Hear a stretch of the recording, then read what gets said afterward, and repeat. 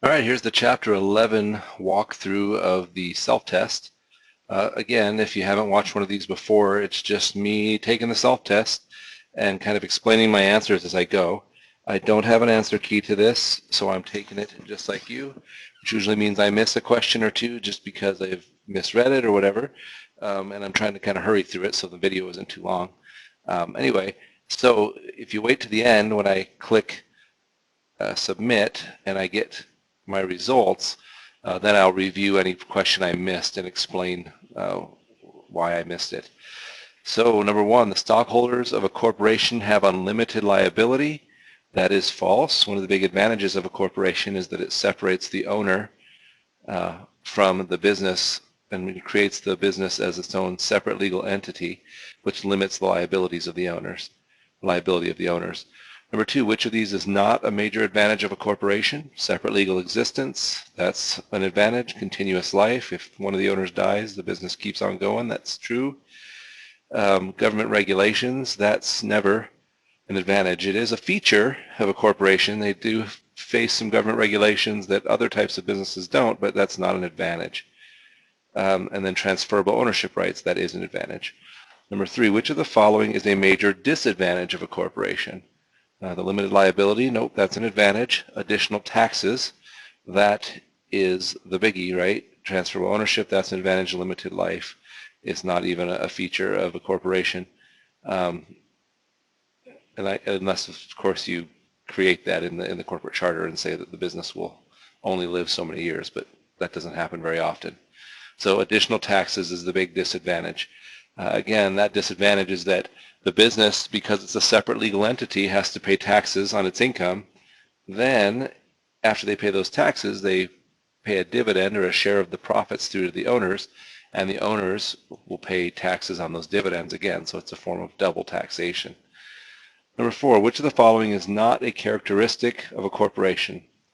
Separate legal existence, unlimited liability for stockholders, easy transfer of ownership interests, or ability to acquire capital easily. We'll say B, unlimited liability, because what a corporation does is it gives limited liability.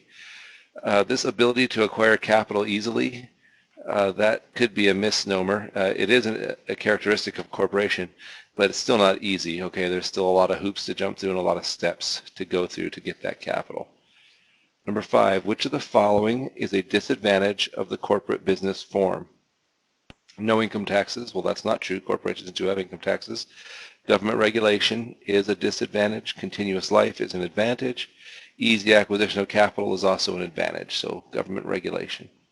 Which of the following is not a stockholder's right?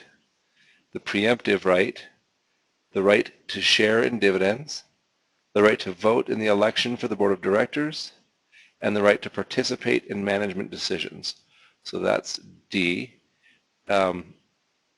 We don't get to call up and say, this is how you're going to run the company. So really our input as shareholders is limited at our ability to vote for the board of directors.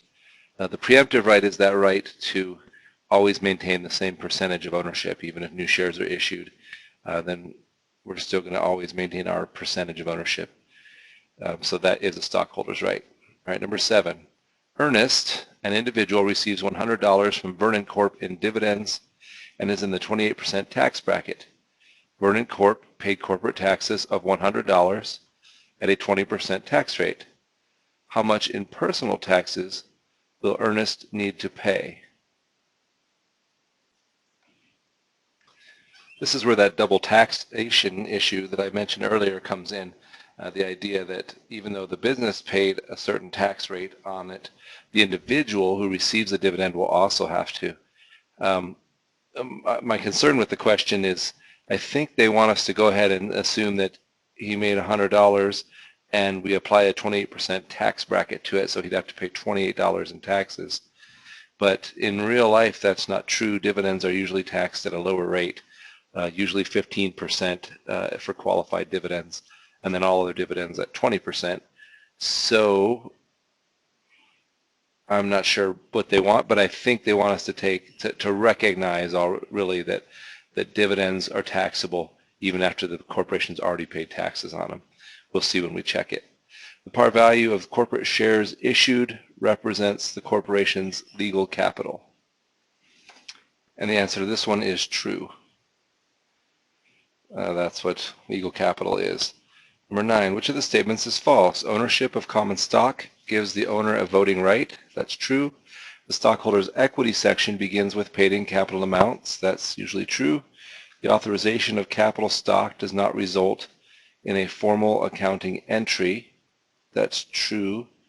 Legal capital is intended to protect stockholders. That also seems to be true. So let's look at these. Ownership of common stock gives the owner a voting right. Yes. Stockholders' equity section begins with paid-in capital amounts. Usually yes. The authorization of capital stock does not result in a formal accounting entry. When we authorize that stocks be issued, that's before we've actually issued any, so that's true. So legal capital is intended to protect stockholders. Well, you know what? This is probably the one. I think the real reason for the concept of legal capital was to protect creditors, people who would loan money to a corporation, so that the business would always have to retain a certain amount of money in the business so that if they went under, creditors would get paid first. So that's probably our correct answer, because we're not so much interested about protecting the stockholders here, the owners, as we are the people who loan money to them. That's really that's a fine distinction, but I think that's the answer. Number 10, if a corporation issues 1,000 shares of $3 par common stock for $7 a share, how much is the legal capital? So the legal capital is the par value of the stock issued. So if it's 1,000 shares at $3 per share, that would be $3,000. They'll bring in an additional $4 in capital over and above that 3,000, right? And that will be the paid-in capital in excess of par value. All right, number 11, which of the following represents the amount per share of stock that must be retained in the business for the protection of corporate creditors? And that is legal capital. They're really hitting that one hard, aren't they? All right, which of the following represents the maximum number of shares a corporation can issue? And that's the authorized shares. 13, DT Inc. issued 3,000 shares, $5 par value common stock for $6 per share. Which of the following is part of the journal entry to record the issuance?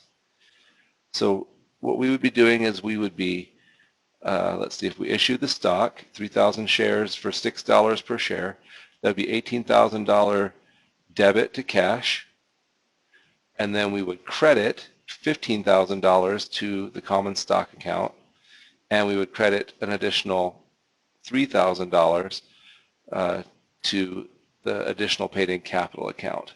So credit common stock for $15,000 should be our right answer. 14, Wynola Inc. issued 1,000 shares of common stock at $10 per share.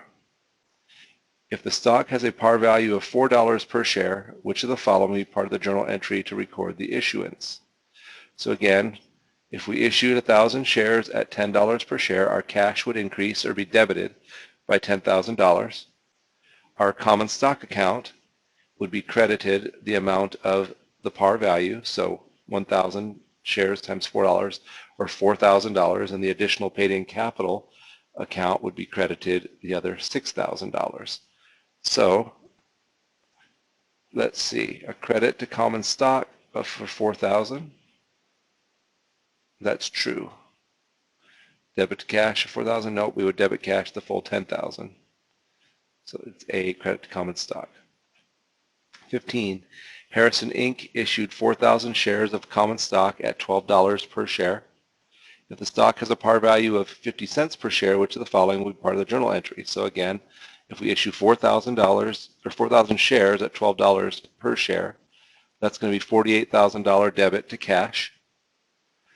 And then 4,000 shares at 50 cents per share, that would be $2,000 which will be our credit to the capital stock account, and then 4,000 shares at $11.50 per share, which would be, what, 4,000, 40 plus 4, that's a little tougher to do in my head, plus 2, so $46,000 as a credit to the paid-in capital in excess of par value. So we'll do a credit to the common stock for 2,000. That's the correct answer. We'll debit cash for the full 4,000 times 12. We'll credit the paid-in capital for 46,000, and retained earnings we won't deal with at all. 16, Harrison Inc. issued 600 shares of common stock at $10 per share. If the stock has no par value, which of the following is part of the journal entry to record the issuance? So 600 shares at $10 a share, we will debit cash $6,000, and we will credit common stock $6,000.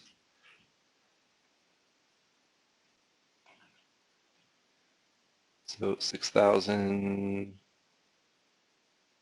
credit to the common stock account. Number 17, the 13th Street Grill issued 10,000 $1 par value common stock for $5 a share. Which of the following would be part of the journal entry to record the issuance? Are you getting the point that they really want you to understand how to do this? They've had a ton of these questions in the practice test. You might see some on the real test. So 10,000 shares, $1 par value for $5 a share. So we would be debiting cash 10,000 shares at $5, so $50,000 debit to cash. We'd be crediting common stock $10,000, 10,000 times $1, and we'd be crediting the additional paid-in capital account $4 times the 10,000 shares, or $40,000. So the debit of 50,000 to cash is not on there. Credit of 10,000 to common stock is on there. All right, Dynatech issues 1,000 shares of $10 par value stock at $12 per share. When the transaction is recorded, which accounts are credited? All right, so again, we will have a debit of $12,000 to cash. We'll have a credit of $10,000 to common stock and $2,000 to additional paid-in capital, or paid-in capital in excess of par value. So there it is, common stock credited 10,000, paid-in capital in excess of par value, credited 2,000. When Treasury stock is purchased, the number of outstanding shares decreases. That is false. Treasury stock shares are still outstanding. They just happen to be owned by the company at that point. 20, for what reason might a company acquire Treasury stock? Well, they could, let's see, reissue the shares to officers and employees under a bonus or stock compensation plan. That is one reason that they buy it back. To signal to the stock market that management believes the stock is overpriced. Not so much. To increase profit? No, buying back stock doesn't increase profit. To increase the number of shares of stock outstanding? No, it doesn't change the number of shares of stock outstanding. Which of the following decreases when a corporation purchased Treasury stock? Authorized shares? No. Issued shares? Treasury shares or outstanding shares? So it's going to be issued shares. Actually, I take that back. I think I just explained before that that's not true. The issued shares stays the same. They're still issued. They just have to be owned by the company. And so issued shares that are not owned by the company are called outstanding shares. So issued shares minus our Treasury stock would be our outstanding shares. So as we buy more Treasury shares up, that will decrease the outstanding shares. All right, 22. What method is normally used to account for Treasury stock? And I guess we would call that method, I guess that's their term. It's a method. Really what we're doing is we're going to list it at the cost. So they probably want us to call that the cost method, or what the shares cost us when we purchased them. let's see, 23. If 1,000 shares of $5 par common stock are reacquired by a corporation for $12 a share, how much will total stockholders' equity be reduced? So 1,000 shares, if we pay $12 a piece for them, then our capital stock will be increased by 12,000, which will reduce, excuse me, our capital stock will be reduced by $12,000. 24. Corporation sold 1,000 shares, $2 par value common stock for $10 per share, and later repurchased 100 of those shares for $12 per share. Which of the following will be debited to record the repurchase of the 100 shares? So when we buy the shares back, we're going to do our Treasury stock account. That'll be the debit. 1,000 times $12 per share, or $12,000. No, I'm sorry, 100 purchased $12 per share, which is $1,200. So Treasury stock will be debited, $1,200. The credit on that account would be cash, because we're paying cash for it. 25. Which of the following increases when a corporation purchases Treasury stock? So again, the number of shares authorized, nope, that doesn't change. Issued doesn't change. Treasury shares doesn't change. Outstanding shares does, which we just established like 3 questions ago. 26. A cumulative dividend feature means that preferred stockholders must be paid current year dividends before common stockholders receive dividends.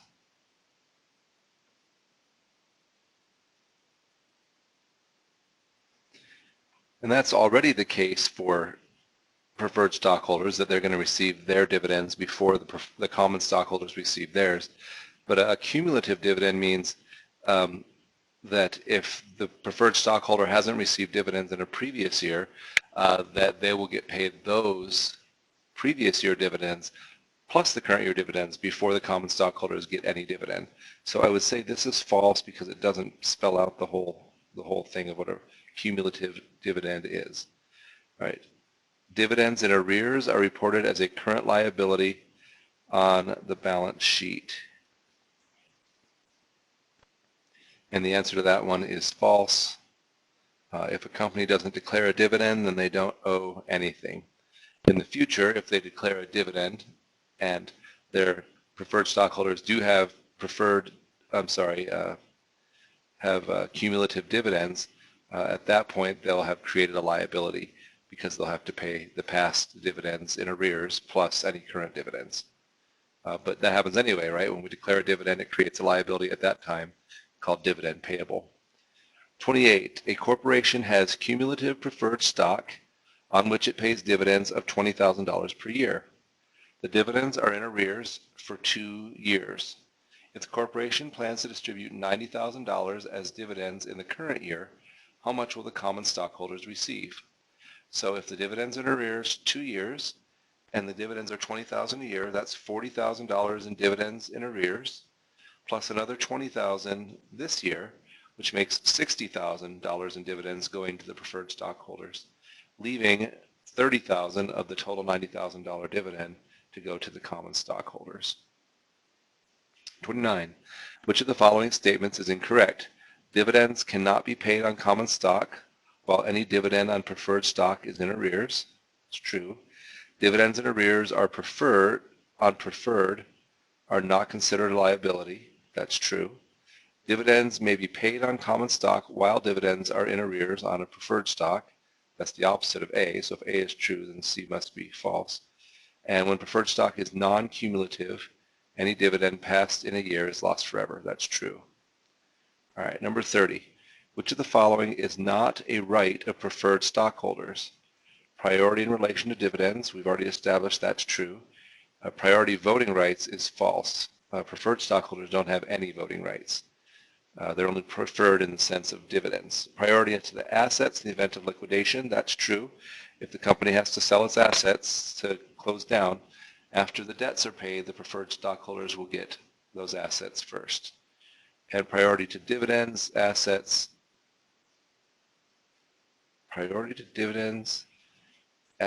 and voting rights. Well, this appears that we have two that are not a right. If voting rights is not a thing, then having it in two doesn't work. So we'll leave a B and see if the computer likes that. 31, which of the following is a feature associated only with preferred stock?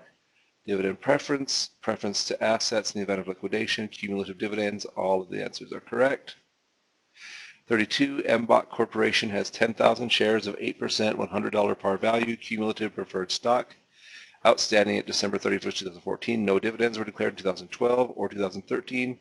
If MBOT wants to pay $375,000 in dividends in 2014, how much will common stockholders receive? Again, it doesn't tell us this, but I think we're supposed to assume, oh, it does say they're cumulative right there. All right, so if it has 10,000 shares, 8% par value, that means the dividends it pays are 8% of the par value, or $8 per share. $8 per share times 10,000 shares is $80,000.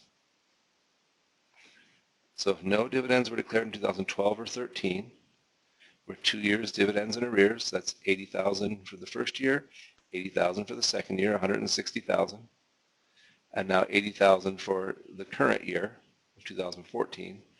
That makes $240,000 in total dividends going to the preferred stockholders, leaving only $135,000 in dividends for the common stockholders.